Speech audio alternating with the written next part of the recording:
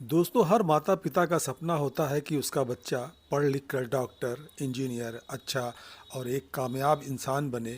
और इसमें कुछ माँ बाप तो कामयाब भी हो जाते हैं, लेकिन बच्चों में काबिलियत, सलाहियत और हुनरमंदी होने के बावजूद कुछ अभिभावक यानी कि माँ बाप पैसों की तंगहाली के कारण अपने बच्चों के भविष्य को निखारने से चूक जाते हैं। तो ऐसे माँ बाप अपने बच्चों को लेकर अब निराश ना हो, क्योंकि अब मिशन एजुकेशन क्रांति के तहत ज़ीरो कॉलेज फीस पर प्रवेश के लिए हिंदुस्तान की इकलौती संस्था माँ गीता एजुकेशन ट्रस्ट ने ऐसे बच्चों के भविष्य को उज्जवल बनाने के लिए अपने कदम आगे बढ़ा दिए हैं। इसी को लेकर आज गोरखपुर के तुर्कमानपुर स्थित सनराइज कोचिंग सेंटर के तत्वाधान में कैरियर काउंसलिंग और गाइडेंस प्रोग्राम का आयोजन किया गया।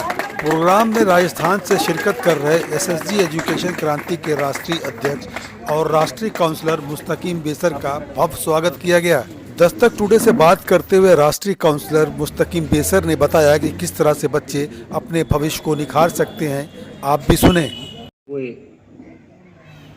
जितने भी यहाँ पर हमारे शिक्षक वर्ग है, चाहे मीडिया वर्ग है, हमारे बुजुर्ग हैं, वरिष्ठ साथी हैं, नौजवान हैं, और सबसे ज़्यादा जो आज के प्रोग्राम के आयोजक हैं अंसारी जी,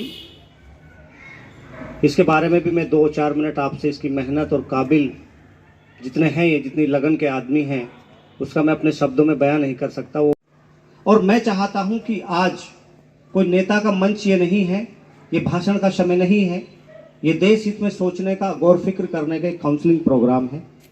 हम सारी बातें शिक्षा पर करेंगे कि हम शिक्षा में कहाँ खड़े हैं। इस ओर ना मीडिया बात करती है, ना नेता लोग बात करते हैं, ना समाज सेवी कोई इस विषय में बात कर लेते हैं बेचारे, लेकिन गहराई क्या है, हिंदुस्तान का एजुकेशन स्टैंडर्ड कहाँ पे है, कहाँ पे हम खड़े हैं, कहाँ हमें प्रॉब्लम्स हैं, उस ओर हमें सारी बातें करनी है। बहुत आसान है। इस कानून के तहत बच्चे को बुक्स भी आप अवेलेबल हो रही हैं, कहीं खाना मिल रहा है, कहीं पर सूखा राशन मिल रहा है, कहीं पर ड्रेस है, कहीं छात्रवृत्ति की योजना है। तो यहाँ पर सिस्टम कानून आर्टिकल 21A के अनुसार चल रहा है।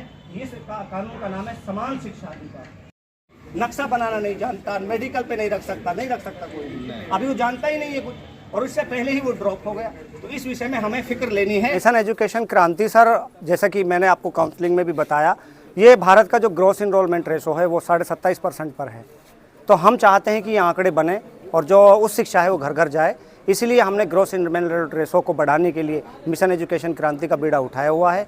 हम डिस्ट्रिक्ट जाकर, प्रांत जाकर बच्चों को उस कैरियर सेमिनार्स के जरिए मोटिवेट कर रहे हैं हायर एजुकेशन की तरफ, और ये बता रहे हैं कि भाई आपका जो कॉलेज का ट्यूशन फीस है वो 100% हमारी ओर से चला जाए। तो इस विषय में, इस मिशन एजुकेशन क्रांति के तत्वावधान में किसी मिडिल क्लास बच्चे को, जरूरतमंद को हम पढ़ाने का कार्य कर रहे हैं। फंड की जो व्यवस्थाएं हैं सर, आपको पता है कि जैसे कि जो आप ज्ञाता हैं, पत्रकार हैं, 2013 से सरकार ने CSR फंडिंग के लिए कानून बना रखा है कि कोई भी जो संस्था है जो 2% अपना इनकम का देना है, तो वहीं से कोलैबोरेशन करके यूनिवर्सिटियों के साथ मिलकर हम बच्चे के लिए फ़ंड अलॉट करवा देते हैं। तो फीस में किसी प्रकार कोई दिक्कत नहीं होती, तो ये फ़ंड आराम से जनरेट हो जाता है, क्योंकि सर ये प्राइवेट फंड होता है। सर जी, जो हम चुनाव करेंगे, सबसे पहले तो ना हमारे पास कोई कास्ट है, ना वर्ग है, ना कोई संप्रदाय है, सभी बच्चा हमारे पास जुड़ेगा।